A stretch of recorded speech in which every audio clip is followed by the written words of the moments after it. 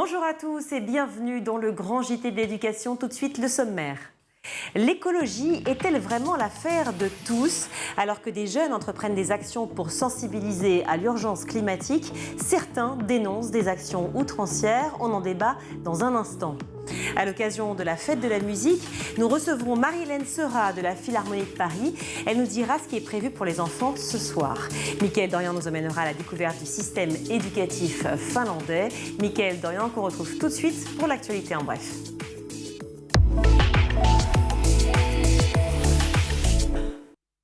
Bonjour Mickaël. Bonjour Virginie. Une enquête a été ouverte pour harcèlement moral en ligne et menaces de mort à l'encontre du personnel d'un lycée.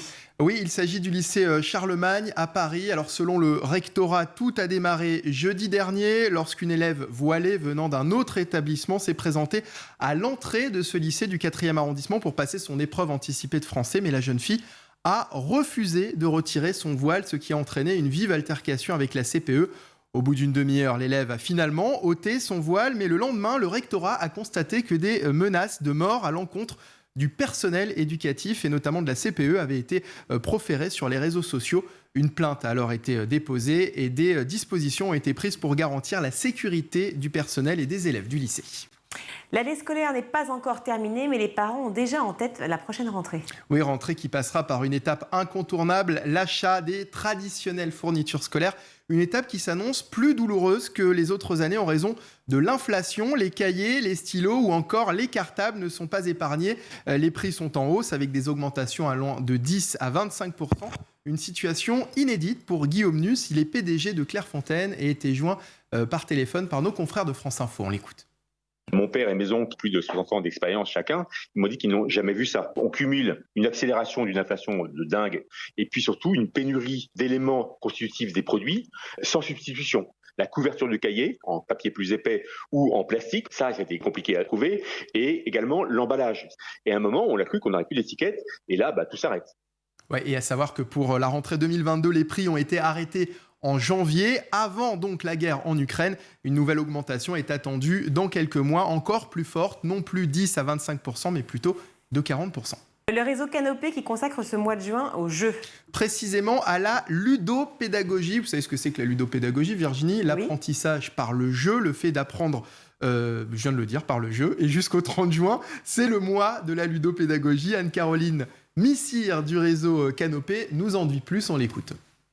Le jeu fait partie des processus d'apprentissage de l'enfant à travers la socialisation, à travers la découverte, à travers la mémorisation et puis aussi des expériences sensorielles et cognitives. Alors il faut pour autant avoir une certaine vigilance aussi par rapport à cette pratique pédagogique parce qu'il ne s'agit pas de jouer pour jouer mais bien de jouer pour apprendre. Et justement, ça s'apprend et c'est ce que nous proposons à Réseau Canopé, des formations pour guider les enseignants pas à pas dans ces pratiques parce que cela change la posture de l'enseignant qui n'a pas tout à fait la même place dans la classe, qui n'a pas tout à fait la même relation à ses élèves, au groupe classe quand il utilise cette pédagogie. Et demain, justement, vous retrouverez Nathalie Getta, qui est directrice de l'atelier des Yvelines, dans la quotidienne d'Emmanuel David Henkoff, pour parler plus en détail de cet apprentissage par le jeu. C'est sur School TV, évidemment. En ce premier jour de l'été, on termine avec un tweet de Sophie Vénétité, la secrétaire générale du SNES-FSU. Sophie Vénétité qui reprend une interview d'Amélie de Montchalin lorsqu'elle était encore ministre de la Transformation et de la Fonction publique. La ministre avait à l'époque promis que le point d'indice de la fonction publique, qui sert à calculer le salaire brut des fonctionnaires, serait dégelé avant l'été. Voici donc le tweet de Sophie Vénétité. Aujourd'hui, techniquement, c'est l'été. C'est aussi inflation en mai, plus 5,2%. Pouvoir d'achat des profs entre moins 15 et moins 25% depuis 20 ans. Point d'indice toujours gelé. Salaire dans l'éducation nationale, pacte blablabla. L'urgence, le dégel et la revalorisation sans contrepartie. Sujet dont on parle très très souvent évidemment dans le grand JT de l'éducation. Merci Mickaël. Alors a-t-on vraiment conscience de l'urgence climatique? Les jeunes engagés pour l'environnement sont-ils vraiment pris au sérieux? C'est notre question du jour.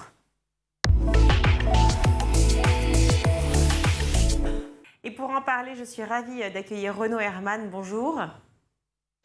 Bonjour. Vous êtes cofondateur de l'association Water Family, une association qui milite pour l'écologie et notamment pour que l'écologie soit une matière à part entière à l'école. On va évidemment en parler ensemble tout à l'heure. Face à vous, j'accueille Renan Mukherjee. Bonjour. Bonjour à vous. Vous avez 22 ans, vous êtes en Master 2 dans une école d'ingénieurs à Paris. Vous êtes militant actif du collectif Dernière Rénovation. Dernière Rénovation, c'est fait connaître à plusieurs titres, mais surtout lors du tournoi de Roland-Garros récemment, avec cette jeune militante attachée au filet. Puis dernièrement, sur le pont de Neuilly, vous y étiez justement, Renan, puisque vous aviez la main collée sur le bitume. Est-ce que c'est important d'avoir des opérations coup de poing pour pouvoir se faire entendre justement sur des sujets qui sont importants?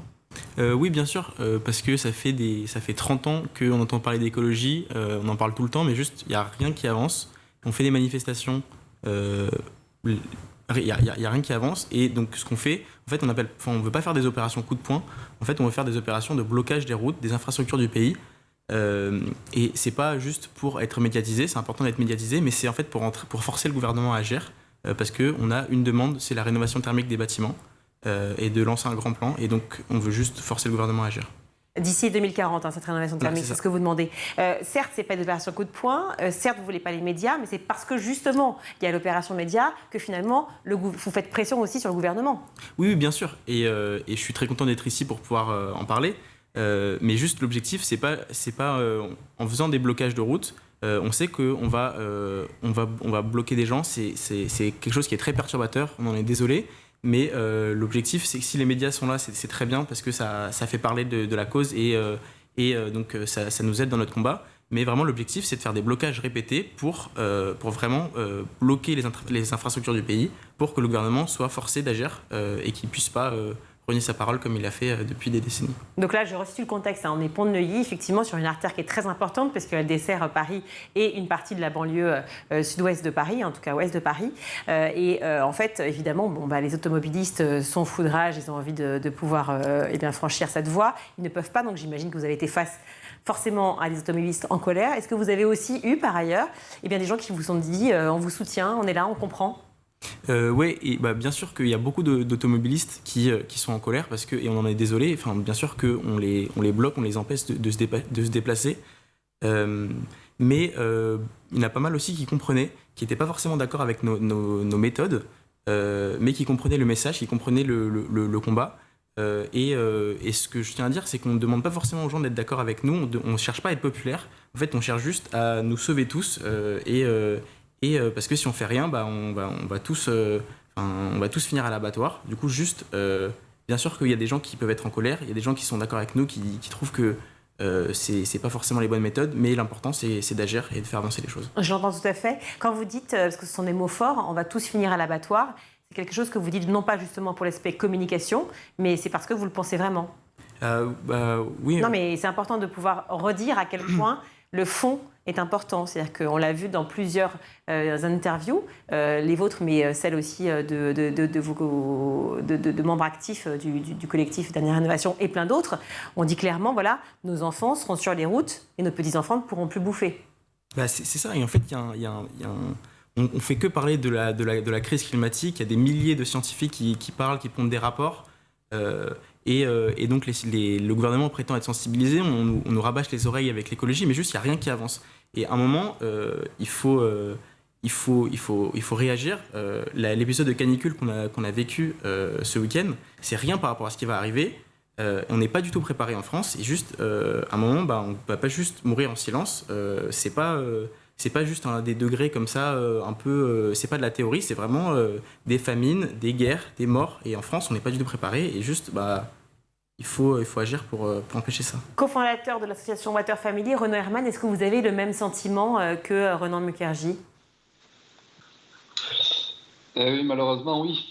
Voilà, c'est ça, c'est tout le sujet, et les actions qu'a menées Ronan, malheureusement, on en a besoin parce que les humains, ce sont des êtres émotionnels, donc on réagit quand même à l'émotion. Donc nous, on a choisi un combat qui est l'éducation, parce que c'est bien à la fois de former les scolaires dès leur plus jeune âge, pour qu'ils deviennent des adultes plus responsables et qui s'engagent. Clairement, ça serait intéressant de savoir comment Ronan en est arrivé à ce combat-là. Mais les enfants vont aussi avoir une influence sur les parents, et ça c'est tant mieux. Voilà, tout se construit à l'école, c'est la fabrique des citoyens, l'école. Donc il faut investir l'école, et aujourd'hui elle n'est pas assez investie sur ce sujet-là qui est l'écologie, qui est, je le répète parce que c'est important, l'écologie n'est pas une opinion. L'écologie, c'est pas non plus un parti politique. L'écologie, c'est une discipline scientifique qui nous explique comment fonctionne la Terre et les relations entre le vivant. Et dans cette discipline-là, aujourd'hui, tire l'alerte, donc, ainsi que des milliers, comme l'a dit Ronan, de scientifiques, en nous disant ça ne marche pas. L'équation, on part à notre perte de la vie sur Terre. Donc, il faut absolument changer de cap, aller vers un cap de sobriété. Et aujourd'hui, on ne l'entend pas. Et c'est vrai que l'écologie, pour nous aussi, on a un constat, elle recule. Depuis ce qu'on a appelé le Club de Rome ou le rapport Mido, on a tous les éléments, mais on n'a pas avancé, on a reculé. Voilà. Et aujourd'hui, on essaie d'avoir des solutions technologiques, mais qui en fait, vont apporter autant de problèmes qu'elles vont solutionner certains autres sujets, quoi. Voilà. Donc oui, il faut les deux. Voilà. Malheureusement, on en est là. Voilà. Les actions choc, elles sont là pour ça. Ronan, pour revenir à votre méthode, vous avez dit que vous ne cherchez pas à être populaire, que vous savez que les gens ne vous aiment pas forcément lorsque vous faites des actions comme ça. Le problème, c'est qu'on a vu que sur des actions répétées de ce type, que le problème, c'est que l'opinion publique a tendance à ne pas se retourner contre le gouvernement, mais contre les personnes qui sont derrière ces opérations et ces actions. Est-ce que finalement, l'idée, ce ne serait pas plus... Enfin, est-ce qu'il ne vaudrait pas mieux, finalement, essayer d'ouvrir l'esprit des gens, en fait, en essayant de les informer davantage sur la problématique, leur donner envie de rejoindre des mouvements en menant des actions collectives? Oui, c'est très important d'informer, c'est très important d'alerter. C'est peut-être pas la meilleure méthode de bloquer, mais juste devant l'urgence climatique, on a 3 ans pour changer les choses. À un moment, si vous avez un autre plan pour sauver l'humanité, vous pouvez le proposer, mais juste... Parce que là, vous l'imposez finalement au plus grand nombre. Oui, mais est-ce que vous avez un autre plan ? Ça fait 30 ans qu'on fait des manifestations. Les marches pour le climat, en France, on est un des pays où il y a le plus de personnes qui marchent pour le climat. Ça ne fait pas changer les choses. Juste, si vous avez un meilleur plan, proposez-le. Je ne prétends pas que c'est le meilleur plan, mais juste, c'est notre seul espoir de faire changer les choses rapidement devant l'urgence. On a 3 ans pour faire changer les choses. Et si on ne prend pas des mesures un peu plus radicales, des formes de manifestation un peu plus radicales, et d'ailleurs, la radicalité, c'est vraiment de ne rien faire. La radicalité, c'est l'inaction. Donc peut-être que vous n'êtes pas d'accord avec la méthode, mais juste, on ne peut pas se permettre de ne rien faire. C'est juste, ce qui est très saisissant, c'est de voir à quel point les jeunes, donc vous faites partie des jeunes, en tout cas par rapport à moi, qui sont effectivement très concernés par ce sujet de l'écologie, on le sait. D'ailleurs, quand on a fait les sondages pour l'élection présidentielle et même législative, c'était pareil. C'était vraiment le sujet numéro 1, c'était l'écologie chez les jeunes. Est-ce que les jeunes ont réussi petit à petit, alors grâce à vos actions, grâce à vos informations, à faire prendre conscience aux plus vieux, ma génération et celle d'avant aussi, que c'était vraiment primordial de s'occuper de ce sujet-là? Je pense pas, mais en fait, je pense qu'il y a surtout chez les jeunes, il y a une grande conscience de ces enjeux, mais en fait, il y a un grand découragement. En fait, on a l'impression que le problème, la montagne à gravir est tellement grande, l'inertie du système actuel est tellement grande que, entre guillemets, c'est foutu. Et juste, moi, ce que je voudrais dire, c'est que j'appelle tout le monde, les jeunes, les moins jeunes, n'importe qui, à rentrer en résistance civile, parce que c'est une manière de faire changer les choses rapidement, et on a encore le temps d'agir, on a encore quelques années pour faire changer les choses. Moi, par exemple, je n'étais jamais engagé en politique, j'avais rien fait. Ouais. Je ne suis pas un militant, ça fait pas 20 ans que je suis engagé dans ces causes. Enfin, 22 ans, en même temps, ce serait compliqué. Oui, c'est ça. Ouais. Mais juste qu'à un moment, on ne peut pas se permettre de rien faire, on ne peut pas se permettre d'être juste spectateur, et c'est possible de faire changer les choses. Voilà, donc quand vous parlez de montagne à gravir, on a cette impression que les jeunes ont cette impression-là. Est-ce que c'est pas aussi le fait que ce soit le climat et donc en fait qu'on n'ait pas d'impact, pas de prise finalement? Or vous dites tout chaque jour, effectivement, avec Sacha, avec d'autres, et puis plein d'autres membres, effectivement la Water Family aussi, plein d'autres, dire non, si, au contraire, on a un champ d'action, c'est possible de le faire. Concrètement, on peut faire basculer les choses, peut-être positivement ou en tout cas essayer d'améliorer. Oui, bien sûr. Et les scientifiques disent qu'il y en a encore une fenêtre d'action pour agir. Dans les prochaines années, on a 2-3 ans pour vraiment faire changer les choses. Et donc, si à l'échelle de la France, parce que je suis un citoyen français, donc j'agis à mon échelle, Ouais. on a la possibilité de pousser le gouvernement à agir. C'est pour ça que notre demande, en fait, c'est un grand plan de rénovation thermique des bâtiments et que qu'il y ait un plan de financement simple et que ce soit financé pour les ménages les plus modestes. Alors justement, comment procéder pour ça? Parce qu'il ne faut pas qu'il y ait un impact, effectivement, les ménages aujourd'hui, modestes et classe moyenne, et puis même les autres d'ailleurs, mais surtout sont très impactés par l'inflation, par la crise du Covid, par les problèmes de pouvoir d'achat qui sont très forts. Comment faire pour pouvoir justement pallier à ce problème-là? C'est pour ça que notre demande, donc, elle allie écologie et justice sociale. Donc c'est une demande donc dans le contexte de crise de pouvoir d'achat qu'on connaît actuellement. La rénovation thermique des bâtiments, c'est une mesure qui est évidente. Tous les experts défendent cette mesure. Ça va faire baisser la facture des Français et surtout la facture des ménages les plus modestes qui pâtissent le plus de la crise. Et donc si on n'est pas capable d'appliquer cette mesure qui est défendue par tous les experts climatiques comme la mesure la plus simple à mettre en œuvre et la plus évidente. Alors on demande à ce que tous les bâtiments soient rénovés d'ici 2040 et qu'il y ait un plan d'aide, un plan de financement par le gouvernement pour les ménages les plus modestes. Parce qu'on ne peut pas demander aux ménages les plus modestes de prendre en charge ça tout seul. Et les sociétés privées aussi prendront elles-mêmes leur part de responsabilité et donc leur part financière?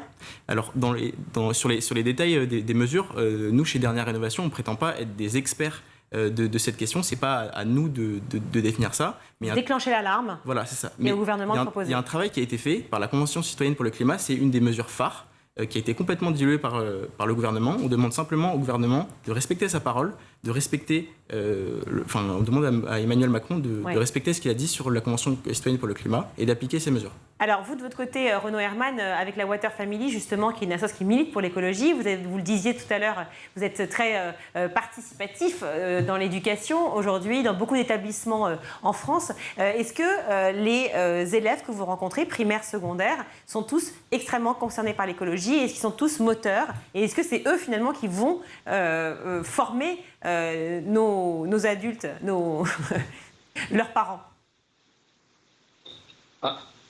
À condition qu'on leur donne les bonnes informations, oui. Voilà. Donc, oui, bien sûr, on a de très très beaux exemples. Aujourd'hui, il y a énormément d'adultes qui reviennent nous voir, qui ont été sensibilisés par les enfants, qu'on aura nous-mêmes sensibilisés. Voilà, que ce soit justement des parents qui soient journalistes, chefs d'entreprise ou même politiques. Donc, c'est ce qui fait le succès de l'association. On dit qu'un enfant formé va informer à son tour entre 7 et 10 adultes. Donc, le premier influenceur des familles, ce sont les enfants. Ce qu'a très bien compris McDonald's en disant qu'un euro investi, c'était un euro bien investi, c'était un euro bien investi dans le marketing pour les enfants. Donc il faut prendre cette voie-là. Il faut prendre aussi une voie qui est la voie de prendre du plaisir. Donc on peut avoir un état de choc ou de sidération, comme le dit Ronan, mais on doit après amener des solutions qui donnent envie.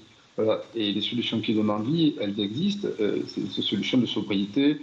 Enfin, nous, on est une équipe de 50 personnes, il y a énormément de jeunes très, très qualifiés, très diplômés, mais qui derrière ont envie d'une autre vie. Voilà. Et c'est ça qu'il faut arriver un petit peu à emmener dans cet engrenage qu'on doit déclencher après un état de choc ou de connaissance. Alors on dit état de choc parce que le rapport du GIEC, excusez-moi de vous couper, mais le rapport du GIEC a été effectivement une énorme alarme pour tout le monde. Donc aujourd'hui, on prend conscience. Aujourd'hui, il y a des actions qui sont menées à droite et à gauche et vous êtes extrêmement nombreux. Il n'y a pas que vous, évidemment, qui vous préoccupez de l'écologie en France et heureusement. Mais c'est vrai qu'on parlait, il y a encore eu la circulaire de 2020 qui renforce le thème de l'éducation au développement durable à l'école. Est-ce que c'est appliqué? Vous le disiez tout à l'heure, Renan, ça fait 30 ans qu'on en parle, 30 ans qu'on alerte. Est-ce qu'à l'école, vraiment, c'est actif? Est-ce que déjà, il y a des mesures qui sont appliquées pour être écologiques dans les établissements scolaires? Renaud Herman. Oui, bien sûr, il y a un début, mais en fait, moi j'ai un petit problème avec le mot développement durable. Et je ne suis pas le seul. On préfère le mot écologie qui est une science et le mot développement durable, c'est un concept humain. C'est la même chose que si je vous dis il faut trier vos déchets. Le sujet, ce n'est pas de trier ces déchets, le sujet, c'est d'arrêter à la source de fabriquer des déchets et d'en consommer. Il faut savoir qu'en 30 ans, justement, on est passé de 150 kg de déchets par an et par personne à plus de 600 ou 700. Donc, il ne s'agit pas de trier les déchets, il s'agit d'arrêter de fabriquer des déchets. Donc, il faut qu'on... Voilà. Et de notre côté, on sait que le tri des déchets est arrivé dans les familles par les enfants. Donc, le moyen, le support, on l'a. s'appelle Alors, le l'éducation. problème du tri des déchets, pardon, je rebondis juste là-dessus. Le problème du tri des déchets, c'est qu'il y a certains reportages qui nous ont montré qu'on faisait tous l'effort de trier nos déchets, puis finalement, on se retrouvait tous dans la même benne à la fin. Ils étaient brouillés de la même manière. Une réaction par rapport à ça, parce que croire il s'agit, et je suis journaliste, je me permets aussi de pouvoir poser la question de la désinformation. Réellement, que croire par rapport à ce tri des déchets, Renan? Je voudrais dire que, par exemple, sur par exemple, l'éducation, donc là vous parliez de développement durable, oui, d'éducation qu'on fait à l'école, on nous demande de trier nos déchets, on nous demande de ralentir un peu, de moins prendre sa voiture. C'est des demi-mesures. Devant l'urgence de la situation, c'est ce que dit effectivement Renaud Herman. C'est très bien. Et après, il y a des questions. À quel point c'est vraiment recyclé? Voilà, c'est des demi-mesures. C'est pas important devant l'urgence. Enfin, c'est très important de le faire, mais juste que l'urgence de la situation, la maison est en train de brûler. À un moment, on va pas se demander. Enfin, faut vraiment prendre. Il y a des mesures concrètes à prendre. Il y a des mesures d'urgence, et c'est vraiment ça le sujet. Je vous entends très bien, mais vous comprenez les Français, c'est-à-dire qu'à leur petite échelle, si on leur dit, au moins essayer de trier, au moins essayer d'avoir des petites actions au jour le jour qui soient quotidiennes pour l'écologie, et qu'en fait ils apprennent qu'à la fin tout ce qu'ils font quotidien ne sert strictement à rien parce que les mêmes déchets se retrouvent dans la même benne à l'issue, vous comprenez que c'est décourageant. C'est exactement comme la politique finalement. Avec l'histoire du Stade de France et des images qui tout d'un coup ont disparu. Bon voilà, ça crée le résultat législatif que l'on voit aujourd'hui. Là. Oui. Typiquement, comment faire pour que les Français se disent « Ok, je vais avoir un moyen d'action, mais qui va être réel, qui va avoir un impact ». Il faut rentrer en résistance civile. C'est très simple parce que se dire qu'en triant ces déchets, c'est très bien, mais juste c'est se voiler la face en disant que devant la montagne de la transition écologique qu'on a à mener, c'est pas en faisant ça qu'on va faire changer les choses, et c'est se voiler la face que de se dire que c'est suffisant. Il faut agir, il faut forcer le gouvernement à agir maintenant, et c'est que en rentrant en résistance civile, en forçant le gouvernement, en bloquant les infrastructures, qu'on va faire changer les choses. Et c'est très bien de recycler, mais ça suffit pas. En fait, ce que vous dites, c'est que l'action individuelle aujourd'hui, elle a plus d'intérêt. C'est au niveau du gouvernement et au niveau du collectif que ça se joue. C'est pas ce que je dis. C'est très important l'action individuelle. Mais le problème, c'est que ça pousse à l'inaction. Si l'action individuelle se suffit elle-même et qu'elle pousse les citoyens à ne rien faire et à penser que c'est suffisant, il ne faut pas chasser la proie pour l'ombre. L'important, c'est à l'échelle du système de baisser nos émissions. Comme l'a dit Renaud, c'est pas simplement de mieux trier, il faut drastiquement réduire nos émissions immédiatement, et la première étape, c'est un grand plan de rénovation thermique des bâtiments. Vous sentez crédible, la NUPES, donc l'Union pour la gauche qui a été créée, évidemment a repris le terme écologie dans son titre, ce qui n'est pas rien. Pendant l'élection présidentielle et les législatives, on a parlé d'écologie tout le temps. Est-ce que vous avez l'impression, le rapport du GIEC est manifeste, est-ce que vous avez l'impression encore une fois qu'on en parle, c'est dit partout, il y a des actions de chaque côté et puis finalement il ne se passe pas grand-chose? Clairement, c'est très beau. Et du coup, nous, pour préciser, chez Dernière Rénovation, on n'est pas un parti politique. On est vraiment une campagne. On a une seule mesure, on a une seule demande. Tout le monde peut nous rejoindre, peu importe leur couleur politique. Vous n'êtes pas engagé politiquement, parce que vous nous disiez tout à l'heure que vous étiez engagé politiquement. Ah non, je ne suis pas du tout engagé politiquement. J'ai jamais fait de militantisme, des choses comme ça, mais jusqu'à un moment, il faut agir. Est-ce que vous pouvez répéter la question? Non, je dis juste qu'on a l'impression qu'on parle d'écologie systématiquement, tout le temps, pratiquement tous les jours, à la fois à travers les informations qui sont très très inquiétantes, mais aussi parce qu'on s'engage, les politiques s'engagent eux-mêmes avec par exemple des titres dans la NUPES, dans l'Union pour la gauche, ils reprennent le terme de l'écologie. Emmanuel Macron en a parlé encore dans son discours, donc en fait on a l'impression que ça devient un sujet important. Pour autant, vous dites encore aujourd'hui, finalement, oui, il faut des actions concrètes, il ne se passe pas grand-chose. Ça veut dire qu'il y a une décorrélation, vous n'êtes pas pris au sérieux finalement? Les gouvernements, les hommes politiques, femmes politiques ne prennent pas au sérieux? C'est très beau d'avoir des titres, c'est très beau que Emmanuel Macron parle sans cesse d'écologie, mais à un moment, on attend qu'il y ait des actes. Et du coup, c'est pour ça que nous allons continuer les blocages de routes jusqu'à que la loi soit passée, et on ne s'arrêtera pas avant, parce que on ne peut pas s'arrêter juste à des paroles, à des grands discours. On n'a pas le temps, c'est un combat. 3 ans, c'est sûr que c'est court. C'est un combat qu'on ne peut pas se permettre de perdre. Et du coup, peu importe les discours, on veut juste des actes et on ne s'arrêtera pas tant qu'il n'y aura pas des actes. Renaud Herman, de votre côté, est-ce que les politiques vous suivent? Est-ce que lorsque vous avez parlé de la possibilité, de la nécessité même, de mettre l'écologie en matière à part entière à l'école, est-ce que vous avez été écouté déjà par le gouvernement? Qu'est-ce qu'ils vous ont dit? Est-ce qu'il y a des subventions qui sont données aussi aux établissements pour cela? Alors, oui, bien sûr. En fait, pour continuer la discussion, évidemment, il faut un temps humain pour que les choses changent. Voilà. Et là, on n'a pas ce temps-là. Voilà. On n'a pas ça. Donc, c'est pour ça qu'on est en retard complètement sur les échéances et qu'il faut aller plus vite. Après, effectivement, l'école, le gouvernement, suite à la Convention citoyenne, on peut encore les remercier pour tout ce travail qui a été fait, a mis en place, dans le cadre de la loi climat et résilience, l'éducation au développement durable, ce qui est déjà une très très bonne avancée. Mais il faut aller plus loin. Voilà. C'est pas que simplement une matière comme ça qui est dite à part. Il faut que ça soit une matière qui soit aussi importante que le français ou les maths, parce que c'est constituant de notre vie, de notre rapport à la Terre. Et il faut aller très vite là-dessus. Donc oui, les politiques ont une écoute. Oui, ils nous ont reçus. On a commencé à travailler avec eux. On va continuer à la rentrée en allant voir le gouvernement, le nouveau gouvernement et le ministre de l'Éducation.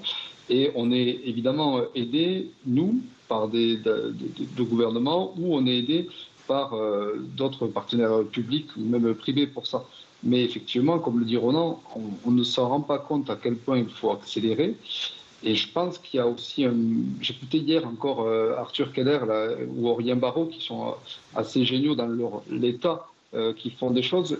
Il faut absolument que ce plan B, on dit il n'y a pas de plan B. En fait, peut-être si, il faut qu'on donne envie avec un plan B. C'est quoi la suite? C'est comment on va vivre demain, comment on va habiter notre planète demain. Et si on arrive un petit peu à le définir, qu'on arrive à nous donner envie de ça, peut-être qu'on va y aller plus facilement. Parce qu'aujourd'hui, c'est pas en traînant ses déchets qu'on arrivera à quelque chose. C'est hors sujet complètement. Et juste un petit point, pardon de continuer sur la parole, le réchauffement climatique est une partie du sujet. Mais ce n'est pas la seule. On va parler de l'eau, de la quantité d'eau, de la pollution de l'eau, on va parler de la biodiversité, de son effondrement. Voilà, donc il y a l'accès aussi aux matières premières. Donc c'est pas parce qu'on va un petit peu commencer à résoudre le climat qu'on va résoudre le problème. Voilà, c'est un problème qui est une approche globale, systémique, comme disent les scientifiques. Merci beaucoup. Pour tout ça, il faut qu'on arrive à donner envie. Ok, mais on vous comprend évidemment, donner envie et tout d'un coup se poser la question de comment je fais aussi de mon côté pour pouvoir faire bouger les lignes.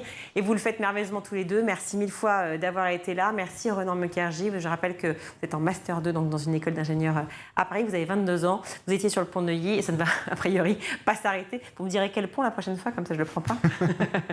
Renaud Herman, merci mille fois d'avoir été avec nous aussi. Cofondateur de l'association Water Family, une association justement qui milite pour l'écologie et notamment à l'école pour que l'écologie soit une matière à part entière. J'espère que vous serez également entendus. Merci à vous deux d'avoir été là. On marque une courte pause et on se retrouve dans le Grand JT.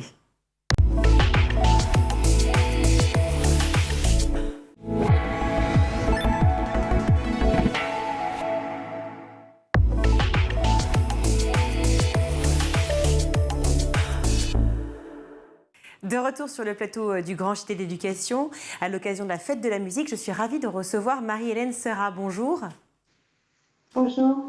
Merci d'être avec nous. Vous êtes directrice du département éducation et ressources de la Philharmonie de Paris. Aujourd'hui, à l'occasion de la fête de la musique, alors qu'est-ce que vous proposez justement à la Philharmonie ?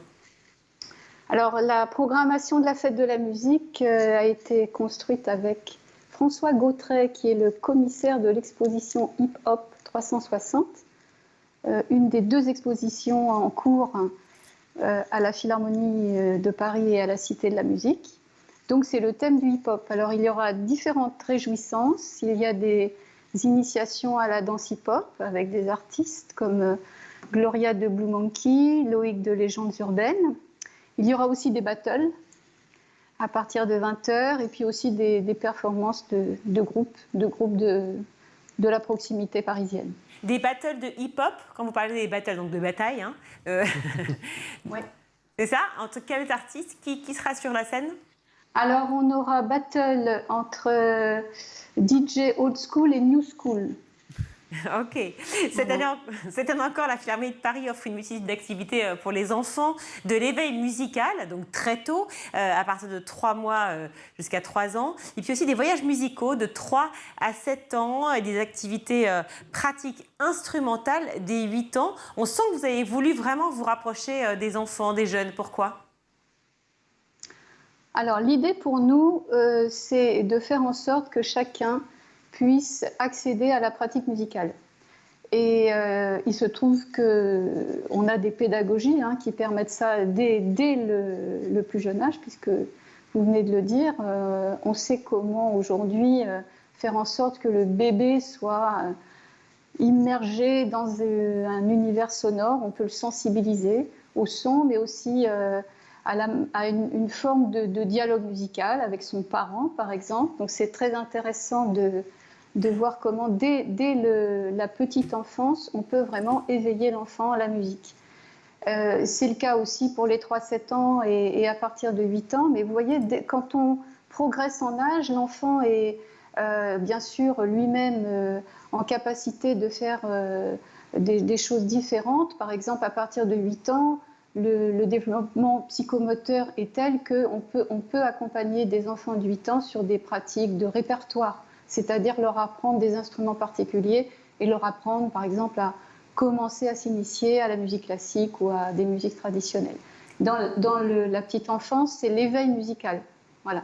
Donc on va passer d'un éveil musical très sensoriel qui va habituer l'enfant à explorer les sons, à découvrir par ses propres moyens l'instrument, la voix, pour ensuite aller vers des pratiques musicales davantage centrées sur des styles de musique différents. Voilà. En quoi est-ce important, justement, la pratique musicale pour les enfants, même très jeunes ? Alors, il se trouve que c'est démontré aujourd'hui dans différentes études scientifiques. On sait que la musique peut permettre un développement, bien sûr, de capacités liées à l'éducation artistique, mais au-delà de ça, ce sont les capacités psychosociales. La musique permet de se mettre en relation avec l'autre, elle permet de développer une aisance sociale, par exemple. C'est démontré dans certaines enquêtes. Ce qu'on appelle les interactions sociales, c'est aussi le développement des capacités cognitives, des capacités relationnelles, émotionnelles.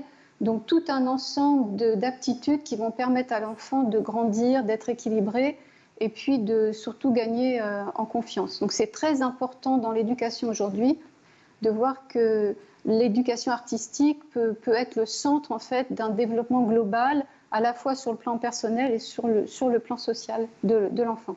Vous pensez que ça commence déjà à la maison, la pratique musicale, ou c'est justement à des lieux comme les vôtres de pouvoir éduquer les enfants à la musique ? Alors c'est une question pour nous passionnante, bien sûr. On voudrait passer le message à tous les parents que l'éveil musical, ça peut se faire à la maison et c'est tout simplement, ça peut être des choses très simples, mais c'est jouer avec son enfant autour d'instruments, mais d'objets qui peuvent faire des sons. Il y en a beaucoup dans la cuisine, par exemple. Mais l'idée, c'est de se dire que ces moments d'échange de sons avec l'enfant sont des moments précieux parce que c'est une autre forme de dialogue entre le parent et l'enfant et qui permet en même temps d'habituer l'enfant à être à l'écoute du monde. Et ça peut se développer dès le plus jeune âge. Donc bien sûr, oui, le cercle familial, c'est un endroit très intéressant à travailler pour l'éveil musical du tout petit. Le cercle familial et l'école, quelle est la place de l'école dans l'apprentissage de la musique ? Parce que finalement, on a l'impression qu'on ne fait pas grand-chose à l'école, à part apprendre la flûte. Je pense que ça, c'est un petit peu dépassé, réducteur, étant donné qu'il y a des générations de musiciens intervenants formés à l'éveil musical qui passent notamment par ces formations universitaires que sont les centres de formation des musiciens intervenants. Donc il y a de nombreuses personnes qui ont ces diplômes de ce qu'on appelle le DUMI, qui interviennent aujourd'hui dans les écoles, parfois en relation d'ailleurs étroite avec les conservatoires.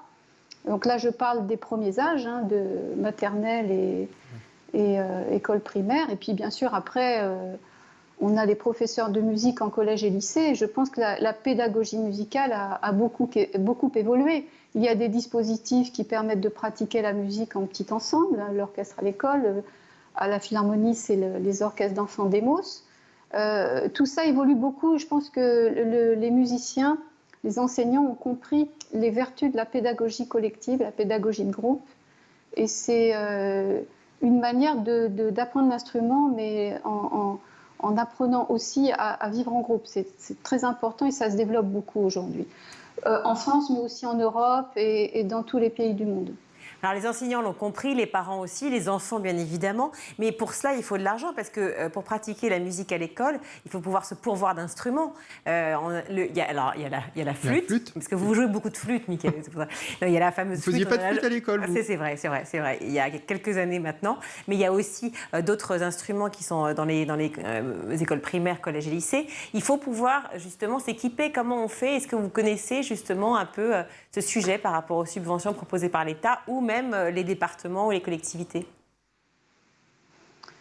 Alors, donc, comme je disais, je pense que c'est un grand mouvement mondial. C'est le fait de faire en sorte que les enfants puissent accéder à la pratique musicale. Alors, il y a différents dispositifs qui le permettent. Il y en a de plus en plus. Après, bien entendu, l'achat de l'instrument, ça peut être un frein à la pratique musicale. Donc, les orchestres d'Emos qui sont portés par la Philharmonie de Paris ont bien sûr intégré dès le départ du dispositif le prêt de l'instrument à l'enfant pendant 3 ans. Et d'ailleurs, s'il poursuit la musique au-delà, on va lui mettre l'instrument à disposition définitivement. Il y a d'autres dispositifs en France comme l'orchestre à l'école, et bien d'autres. Les conservatoires aussi prêtent les instruments. Alors, je ne dis pas que la situation est homogène et que tous les enfants de France aujourd'hui ont accès à un instrument. Ce n'est pas encore le cas. Et je pense qu'il faut qu'on progresse et que ça se généralise à tous les territoires. Je pense que le mouvement est en marche. Merci beaucoup. J'espère bien que le mouvement est en marche. En tout cas, vous le portez haut et fort à la Philharmonie de Paris. Merci 1000 fois, Marie-Hélène Serra, d'avoir été avec nous et de nous parler justement de cette musique qui doit être permanente au cœur des familles et des écoles, mais en particulier aujourd'hui, le 21 juin, pour ce jour de fête de la musique. Qu'est-ce que vous faites ce soir, vous ? Moi, je reste à la maison. Casanier, lui. Je fais de la musique à la maison. Cymbales à la maison ? Absolument. Cymbales et tambours ? Oui. Très bien. Parfait. Avec les enfants, ça va être parfait. Et flûte, forcément. Oui. Et moi, je sors. Évidemment que je sors. On me dit, et moi, Vous sortez tout le temps. Oui, mais moi, évidemment, je sors. Je vais aller dans la rue pour voir justement ce qui se fait. Merci beaucoup, Marie-Hélène Serra, d'avoir été avec nous. Je rappelle que vous êtes la directrice du département éducation et ressources de la Philharmonie de Paris. Et tout de suite, c'est à vous, monsieur Flutabec. Alors, Mickaël, vous nous emmenez en Finlande pour nous parler des dessous d'un système scolaire envié par tous. Fantasme ou pas ? Oh oui, fantasme, Virginie. Il a de quoi être envié, ce système finlandais. La Finlande, c'est le pays qui truste régulièrement les premières places de l'enquête PISA. Vous savez, cette enquête qui teste le niveau des élèves. Alors qu'à côté de ça, c'est le pays où les élèves passent le moins de temps à l'école et où les élèves sont les plus épanouis. Ça fait beaucoup. Alors, quelques chiffres. Les enfants finlandais commencent l'école à l'âge de 7 ans seulement. L'école maternelle n'existe pas. Les élèves sont soumis à aucune évaluation pendant leurs 6 premières années scolaires. 93% d'entre eux réussissent leurs études secondaires. 66% des élèves entament des études supérieures. C'est le plus haut taux d'Europe. Donc, voilà, des chiffres qui font rêver. Ah oui, ça fait rêver. Et c'est quoi le secret ? Alors, je ne sais pas si ça va vous rassurer, mais avant, en Finlande, c'était un peu comme chez nous. L'école, c'était pas terrible. Voilà. Je reprendrai une citation, c'est pas moi qui le dis, une citation de Michael Moore qui aborde le sujet de l'école dans son documentaire Where to Invade Next. Très bon accent. Je vous remercie, il commence en disant « Jadis, les écoles finlandaises étaient aussi nulles que les autres. Lors des tests, les élèves finlandais avaient un niveau comparable au nôtre en bas de la liste des pays. » Alors, il compare, je précise, avec les États-Unis et non avec la France, mais on pourrait presque dire la même chose. Et donc, pour revenir à la Finlande, c'est à la fin des années 1970 que le pays a totalement révolutionné son système éducatif à coup de réformes drastiques. Alors vous allez me dire qu'en France, on a l'habitude des réformes, sauf qu'en Finlande, on a commencé par réformer le programme, ou plutôt le programme, mais des professeurs. C'est-à-dire on a pris le système à l'envers. On ne s'est pas occupé du programme des élèves, on s'est occupé des enseignants, et c'est certainement la clé du succès de ce système finlandais. Le métier d'enseignant a été entièrement repensé à la base, au niveau de la formation des enseignants jusqu'au début d'aujourd'hui. Donc pour revenir à la formation des enseignants, au début des années 70, elle s'effectuait dans les écoles de niveau inégal, voilà, dans des écoles de base, je vais y arriver. Je vous en prie. Je comprends, c'est perturbant, on n'a pas eu cette même formation. Donc. Absolument. Et en 1974, une réforme a transféré la formation des enseignants à l'université.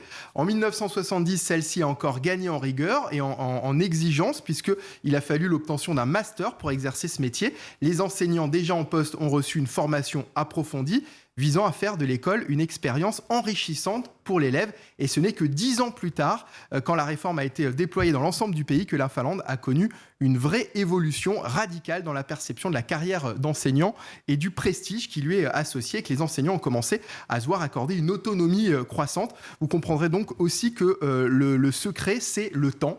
En France, malheureusement, on en manque et c'est pas valable qu'en éducation. Vous savez qu'une réforme est souvent pensée à la base sur un calendrier électoral. Il faut que le chantier soit terminé avant la fin du mandat. En Finlande, il a fallu attendre une vingtaine d'années entre le début de ces transformations et le moment où on a pu observer les premiers résultats chez les élèves. Donc en gros, vous voulez dire qu'en Finlande, le métier d'enseignant est très différent de celui de chez nous ? Eh bien, prenons encore quelques chiffres, Virginie. Je sais que vous adorez les chiffres. En Finlande, les enseignants ne sont en classe que 4 heures par jour. Donc déjà, ça vous donne une idée. Tout au long de leur carrière, ils bénéficient de 2 heures de formation continue par semaine, c'est-à-dire qu'ils ne s'arrêtent jamais d'être formés. Le salaire d'un enseignant qui débute est de 2 700 € contre 2 000 € bruts en France. Leur statut social est comparable là-bas à celui des médecins et des avocats. Et puis, ils ne sont jamais fliqués puisque les inspecteurs académiques n'existent pas en Finlande. Donc, par conséquent, il y a chaque année 10 fois plus de candidats que de postes à pourvoir, un peu comme le concours de médecine finalement. Environ 6 000 candidats au concours de prof chaque année pour 600 postes. Elle est là la différence qui fait mal. Ah oui, ça je vous confirme, parce qu'au CAPES, on n'a pas eu les mêmes résultats. Nous, c'est tout l'inverse en fait. D'accord. Et alors, donc ce modèle, il est transposable chez nous ou pas ? Alors, il est évident qu'on pourrait s'inspirer de certaines choses. D'ailleurs, le principe des écoles qu'Emmanuel Macron souhaite développer est en partie inspiré des écoles et du système finlandais. Vous savez, ces écoles qui sont testées actuellement à Marseille et dont on a beaucoup parlé sur le plateau. Après, il faut aussi comprendre que la Finlande est un pays très différent du nôtre, que ce soit sur le plan culturel, économique et social. C'est un pays où il y a à la base beaucoup moins d'inégalités que chez nous et c'est bien là où est tout le problème.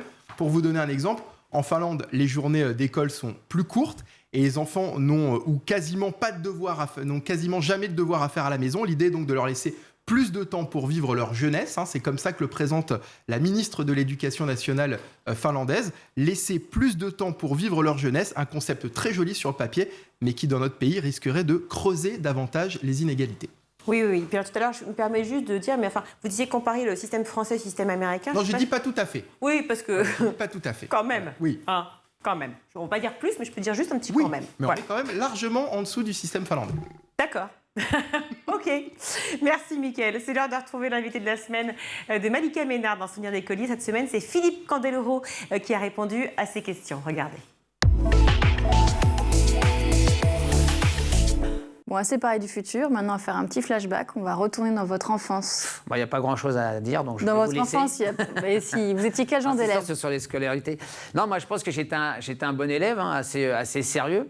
On a du mal à vous voir en élève sérieux. Oui, parce qu'en fait, comme j'ai le côté un peu rigolo, turbulent. comme ça, turbulent, ou alors comme un chien dans un jeu de quilles. Mais je pense qu'au démarrage, parce que moi j'ai des souvenirs d'école mélangés aux autres élèves, au CP, en fait. Ouais. CP, maternelle, ça commence à... Maternelle, vous étiez bon élève. Maternelle, j'étais...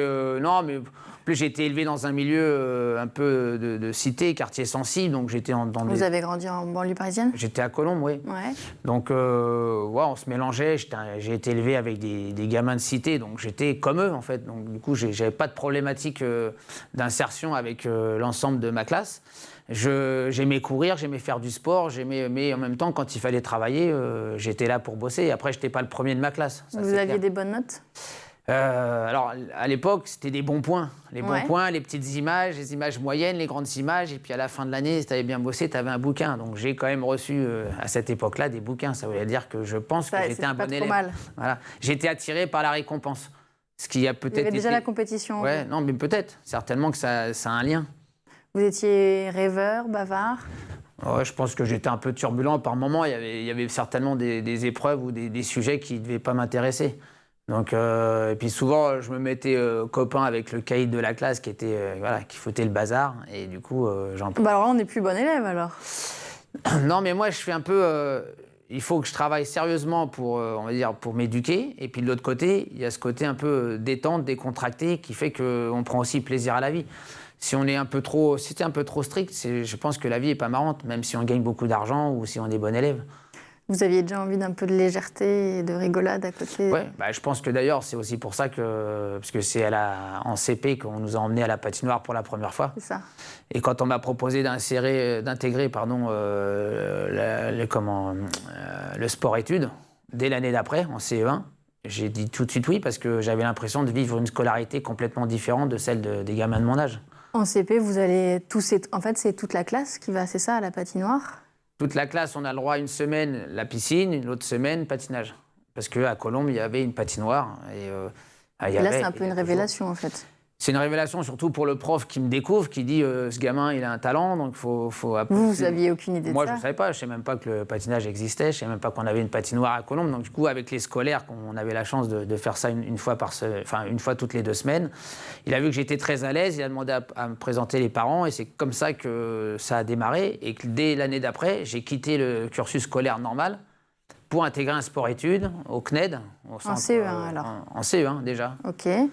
Donc plus du tout dans le même Donc là, j'étais complètement dans un cursus, mais différent de tout le monde. Ayant connu le CP, la maternelle avec tout le monde, tous mes copains de cité, tout ça, je me retrouvais un petit peu à l'écart, mais en même temps dans un domaine où je faisais 6 heures de patinage par jour.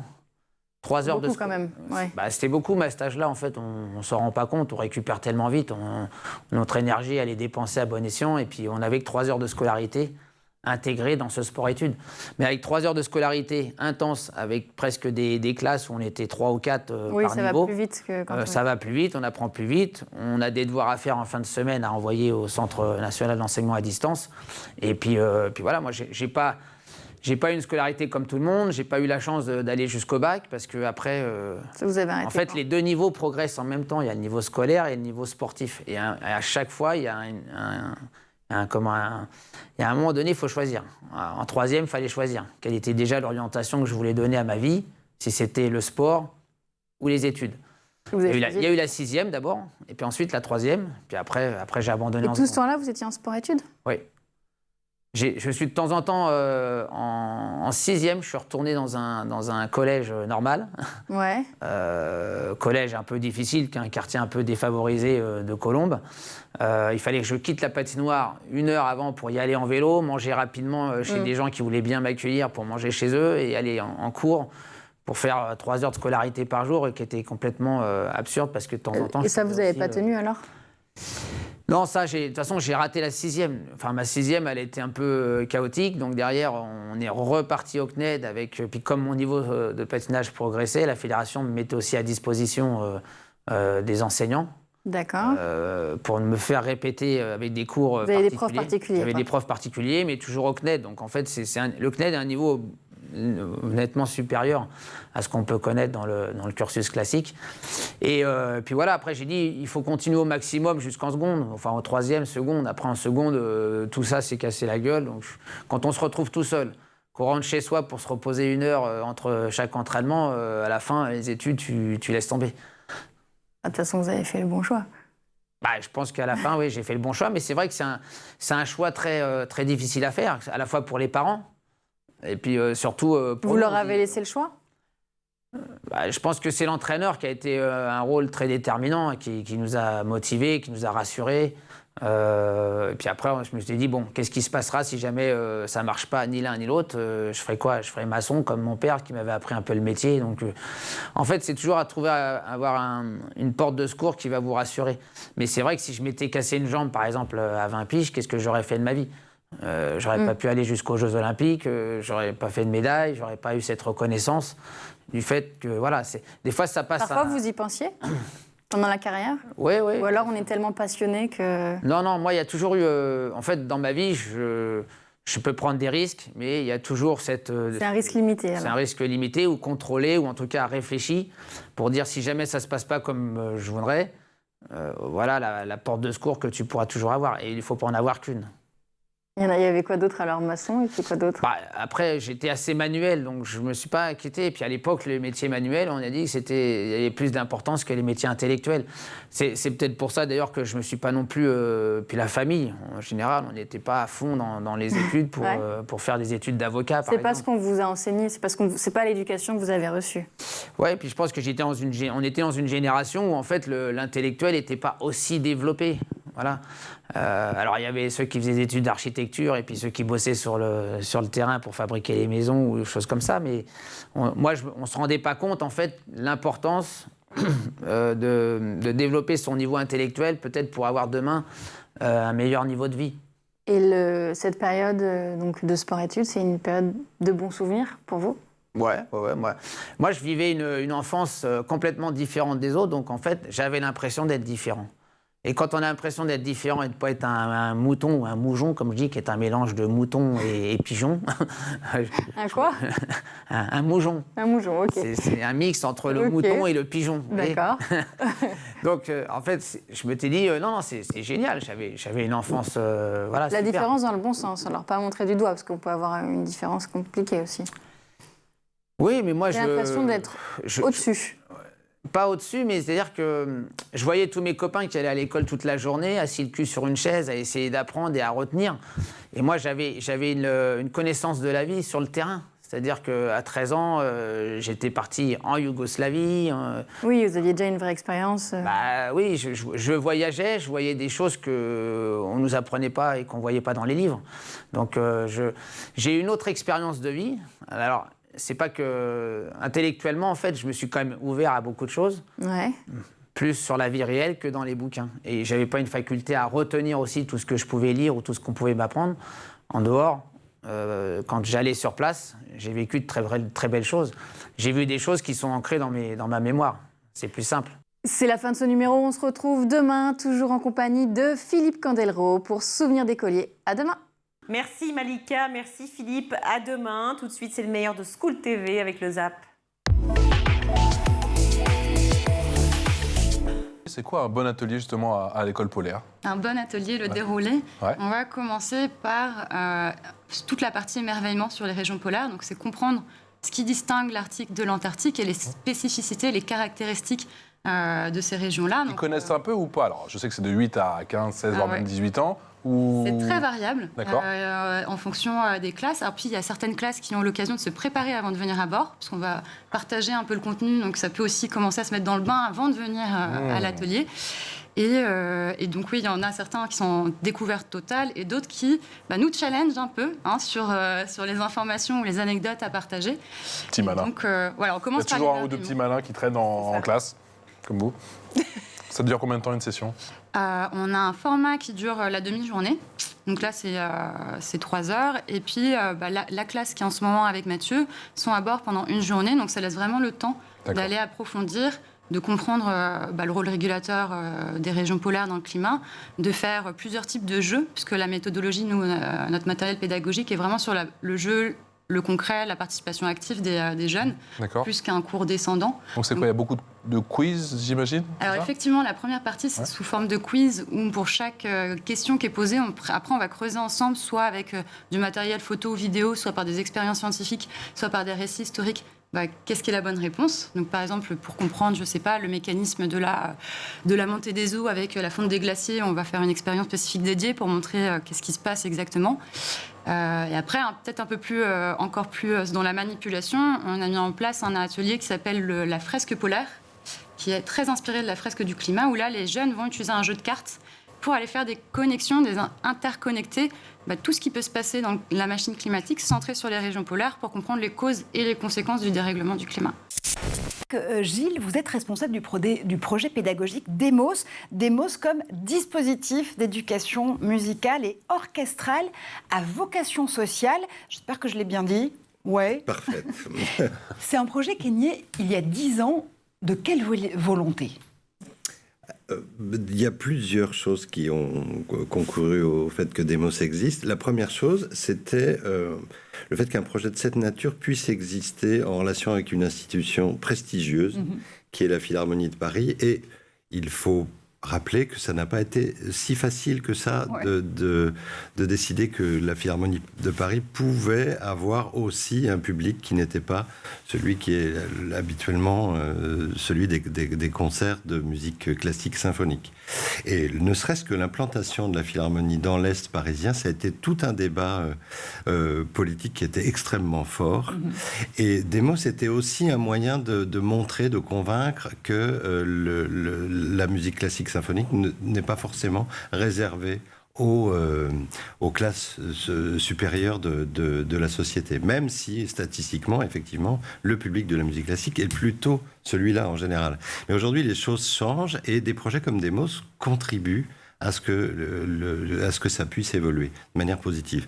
Par ailleurs, nous avons au cœur de notre institution une volonté véritablement de montrer que la musique et que l'éducation artistique en général doit être un vecteur très important pour la formation des citoyens. Et dire que nous allons d'emblée proposer à des enfants des quartiers populaires d'aller vers la musique classique symphonique, c'est bien pour mettre en avant l'idée d'une nation qui partage son patrimoine culturel.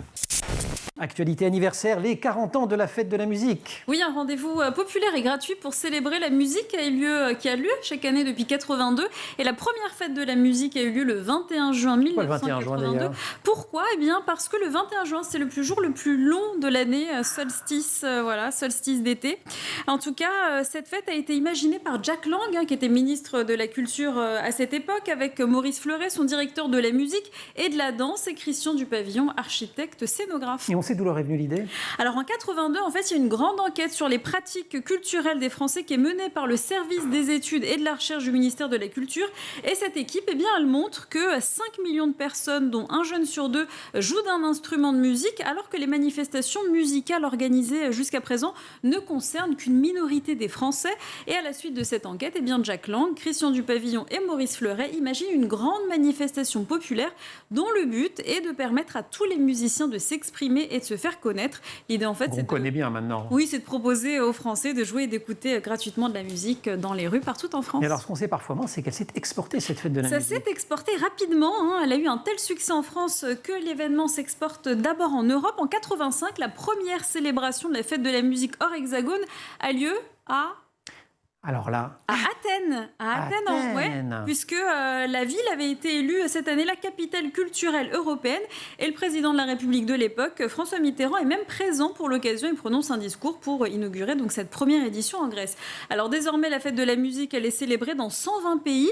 Et en 40 ans, eh bien, cette fête a acquis une véritable renommée internationale. Comment on l'appelle ?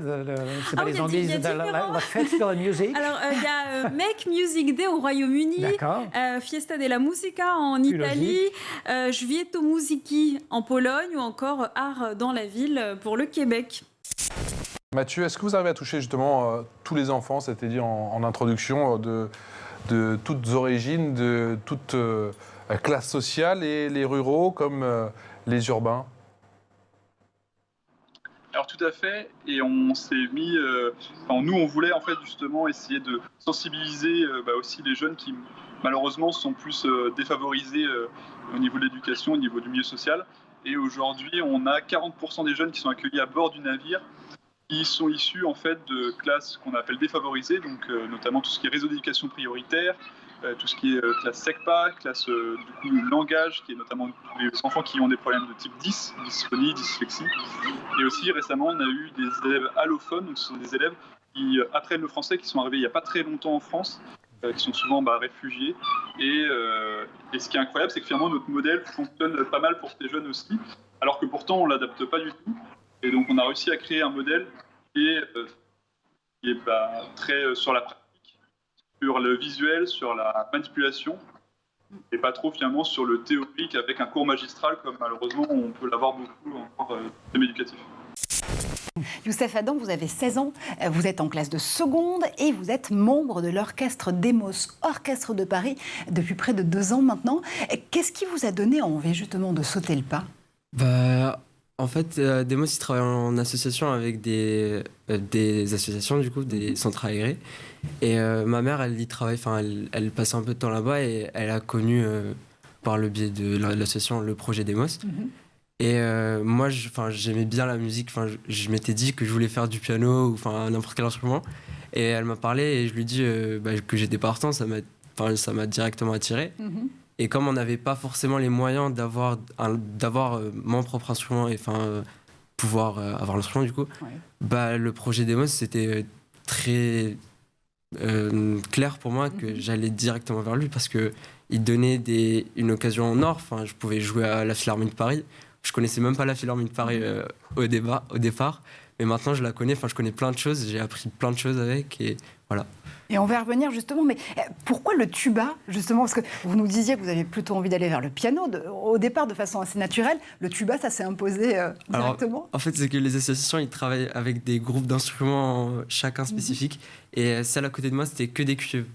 Et il y avait beaucoup de trompettes, des trombones, des euphoniums, des saxophones. Et moi, j'ai choisi l'euphonium, donc le tuba, c'est un peu la même chose. Parce que y avait personne et je m'étais dit je pourrais servir à quelque chose dans l'orchestre. Bravo. Du coup, je sers un peu à entretenir le rythme dans la pièce. Sur le plan pédagogique, sur le développement de ces compétences dites douces ou transversales, est-ce que quand même l'enseignement technique, l'enseignement professionnel, j'allais ajouter l'enseignement agricole là-dedans, ne sont pas un petit peu en avance sur l'enseignement général quand même? Alors, il est vrai que, donc au niveau je dis les choses poliment, parce que comme vous êtes conseillère de recteur, je me dis, elle ne va pas vouloir me répondre trop, mais voilà. Non, il est vrai qu'effectivement, dans mes missions actuelles au sein de la région académique Île-de-France, et en particulier mes missions vis-à-vis des lycées professionnels, il y a des habitudes de travail, et forcément, quand ça aide. Ça aide. Ouais. Ça aide, évidemment, puisque quel que soit le diplôme CAP, Bac Pro sur lequel on est formé, eh bien, il va y avoir besoin, aussi bien au niveau de l'enseignant, d'aller en entreprise pour mettre à jour ses propres connaissances, et besoin de faire le lien avec les immersions des jeunes, les stages.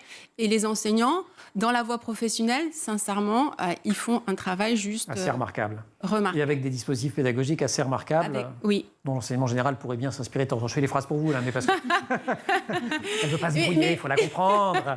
Mais dont l'enseignement général s'inspire aussi. De plus en plus. De plus en plus. Super. Dans le centre dont je vous parlais, c'est le CEFPEP. On avait des enseignants de discipline générale qui sont volontaires pour faire des immersions. Voilà pour le ZAP, c'est la fin de ce grand JT. Merci Mickaël. Merci Virginie. Vous revenez demain? À demain, avec plaisir. Ah, très bien. Canal 247 sur les Freebox, xultv.com pour nous retrouver. Évidemment, tous les comptes réseaux sociaux, Insta, LinkedIn, etc. Écrivez-nous, on vous répond.